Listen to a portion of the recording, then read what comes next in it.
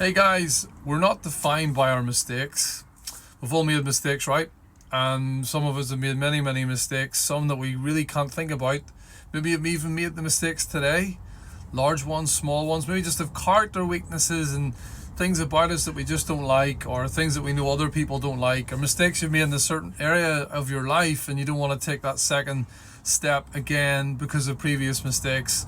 I know in my life I had made many mistakes. I was at university, quite a few years ago now, but it was my second chance. I went back as a mature student, and I remember people seeing me as this goody two-shoes student who was always staying late in class, always at the library, always working harder and staying behind. And people were like, oh, it's kind of nerdy, you're very nerdy. And I was like, you have no idea what my previous attempt at this was like when I was at school, and I didn't open a book, didn't study, and I had to reveal to them that I'm a different person than they realize this time around, at least anyway. Why am I saying this? Well, I read 2 Kings 16 today, and it's a similar theme in almost every chapter in Kings that I've read. Was you had a king of Israel or Judah who rose up, became king at different ages, and they were always compared to someone. It turns out they were nearly always bad. They were evil and they weren't doing right. So they were compared to this person when they weren't doing right. And then sometimes you had a good king who was good for the most part, but then they were compared to this person again in terms of how good they were.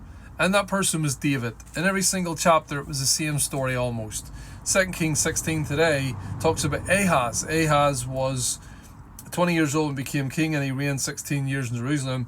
2 Kings 16 verse 2. He did what was right in the eyes of the Lord, his God, as his father David had done, but he walked in the ways of the kings of Israel. So a lot of times there is a conflict. They're good, but not, in this case it says like their father David. In some other instances it says they were good, but not like the King David. My point in all this is they're not defined by our weaknesses.